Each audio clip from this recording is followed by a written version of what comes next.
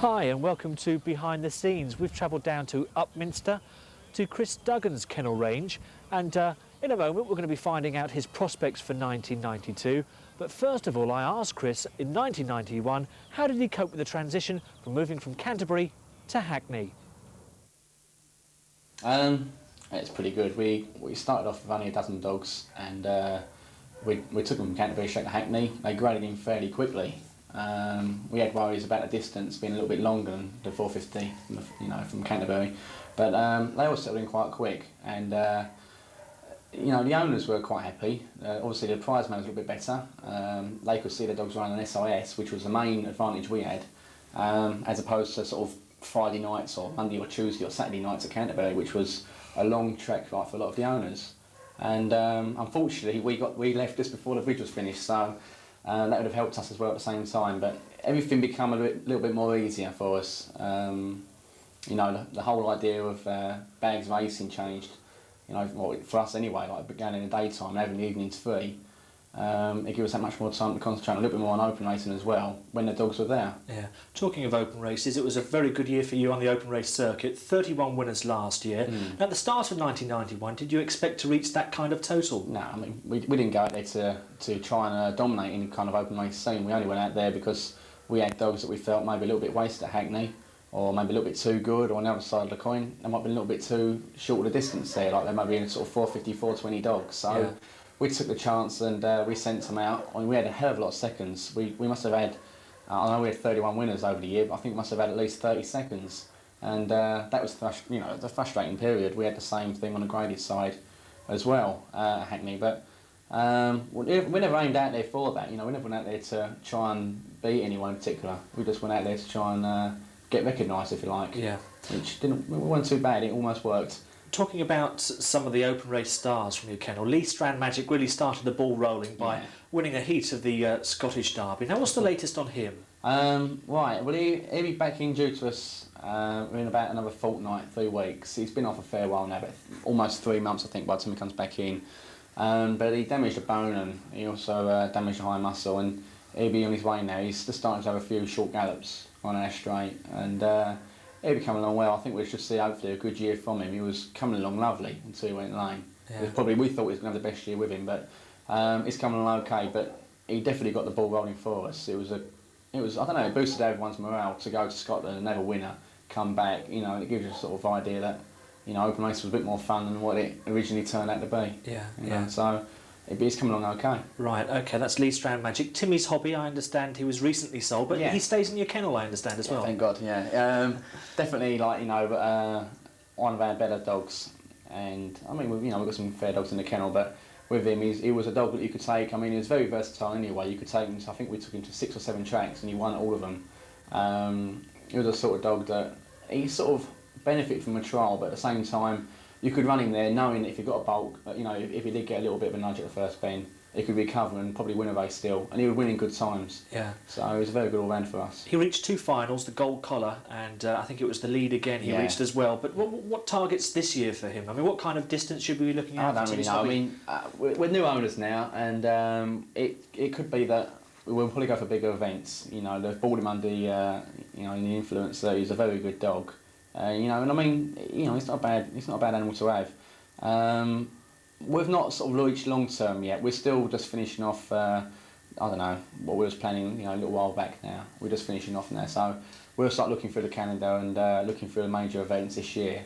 But distance-wise, I would say probably between 450 and anything up to 550. So probably the Catford, the Romford events. Even I don't know, maybe even a little bit further than that. Right. So we should have a look. Judy's Whisper, Lynn Flash, Wish Nicole all helped you along the open race scene last year. Now, describe their styles of running to our customers. Well, Winnie and Wish Nicole, they're two of a kind. They both stay on strongly, but most probably often than enough, they would need to get a lead from the front. They're both railers.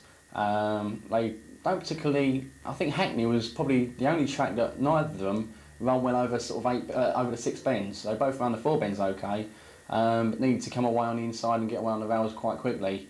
Everywhere else we've taken, we've seemed to have had results. I mean, Wish Nicole, we unfortunately at one stage was carrying a small injury, and which we did find in the end. And after a layoff, she's come back quite well. But with wee Winnie, she's just out of season now, so she's coming back, you know, probably to her best.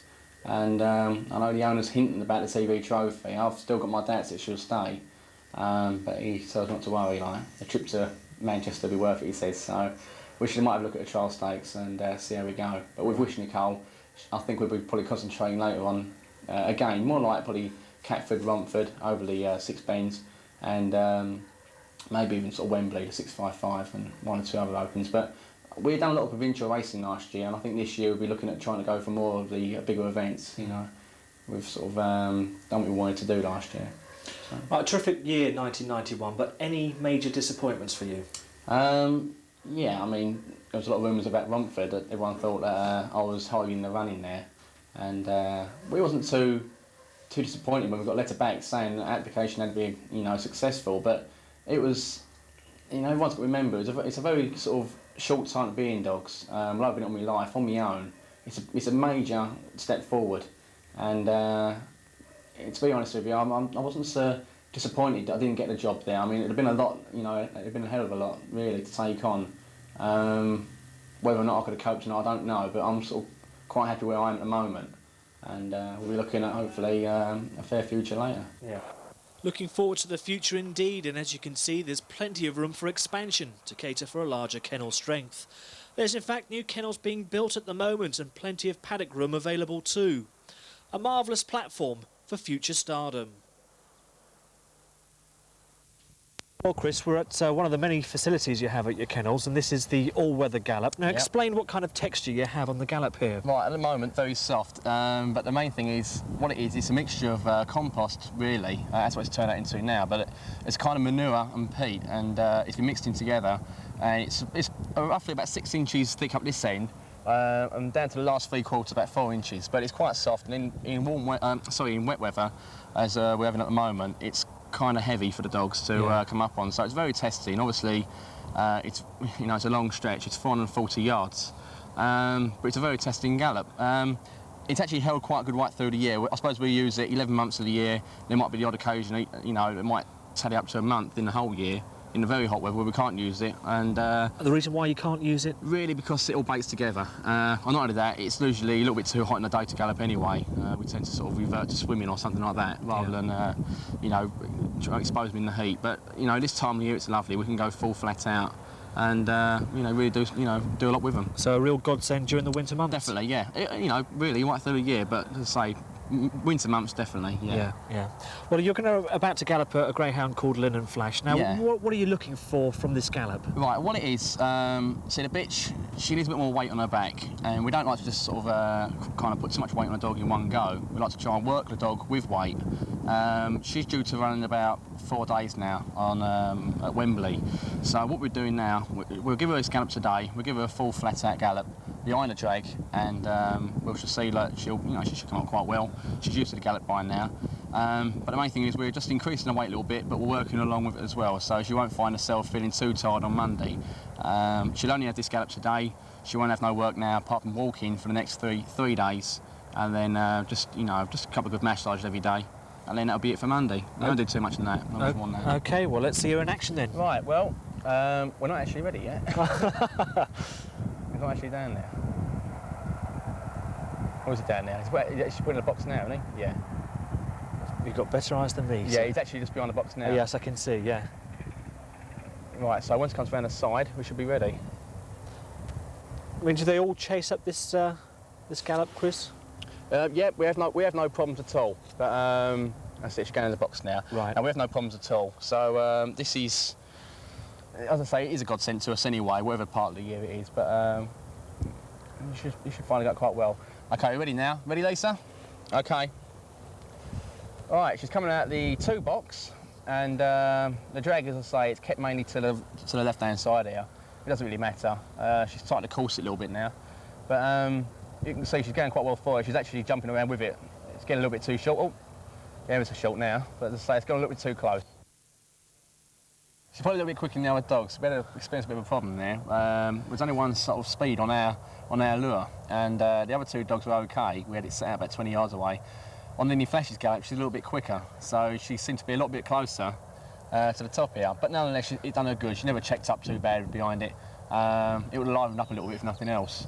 So she went okay. It was a good pull-out for all the same. It was only just up the top here that she was getting a little bit on top of it, which wouldn't usually happen. Yeah. You were saying that in preparation for the race now, that should be walked and maybe a few hand massages. Yeah. What kind of walking would it be? I mean, would it be a good long stiff walk or just a... No, we don't do too much road walking around here. The road's a little bit too dangerous, if anything else. But we do plenty of field work. You know, we'll give them probably about a mile and a half, and probably just a mile in the morning, maybe less than that in the afternoon. Obviously, they've been fed, so we might only give them sort of one lap around the field, which won't be too much, but it'll be enough to get a bit of fresh air.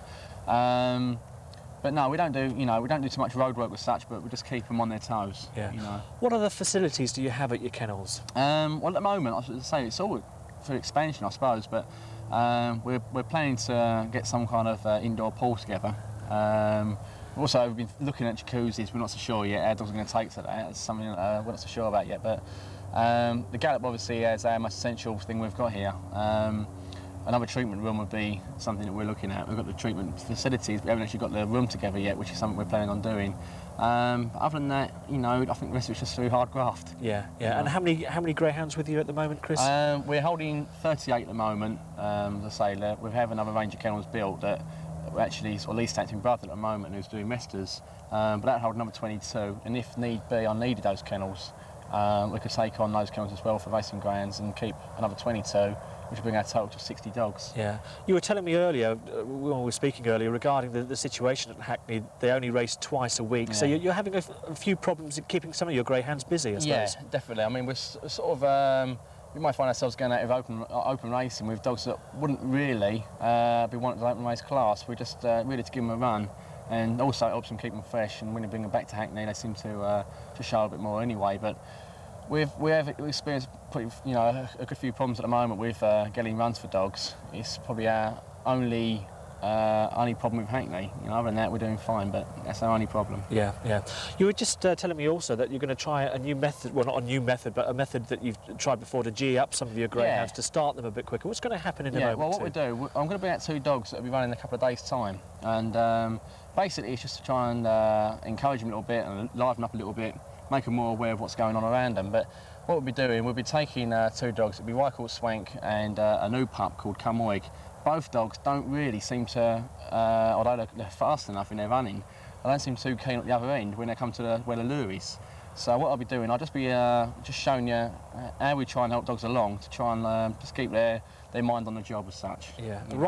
Wycourt Swank, a new one for you, because it used to be with Maggie Lucas. Yeah, she's done a good job with him, and I've struggled to keep the performance up that she had in too, but I don't know if it's different training methods or the new setup, new kennel. I don't know what's done it, but I mean, he ran a good race just a couple of days back now.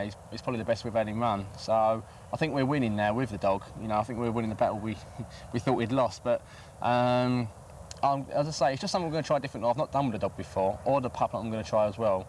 But it might be something that may work. I mean, we shall see in the next coming runs. But it might not necessarily benefit on its next race, but maybe the time after then, we'll have a bit more work. But it'll definitely help him, if nothing else. Right, then go. Right, leave it there a minute. Go on in. Right, let him get it. Right, put it away. The black dog, Rycourt Swank, not too interested in Chris's methods of geeing him up. He's probably seen it all before. But not the brindle pup, Camoig. He really enjoyed himself and ran well on his debut at Hackney. In fact, Chris feels this pup could be worth following in the future. And it's dinner time at the kennels, and as you'd imagine, there's not a scrap of food left in any of those bowls. The setup at the kennel is very professional, with meticulous detail paid to hygiene and comfort for the greyhounds. Chris has already made an impact on the open race circuit, and the indications are that 1992 will be an even better year for the son of Derby winning trainer Terry Duggan. Well, when Chris started his career, he was very much in the shadow of his father, but he quickly established a style of his own. However, has he got anything in his kennel that could emulate the achievements of Laurie's Panther? I don't know. See, we had a little bash at it last year, and I think in all fairness, it might be something that we can well wait for. To take part's one thing, but to win it's another. You know, it's just having the right animal at the right time, and I think you need to really make something, you know, of this game to earn the experience to own it. You know, to own a real top-class greyhound. But I think it might come in a little bit of time from there. OK, Chris, thanks very much. Thank you. Cheers.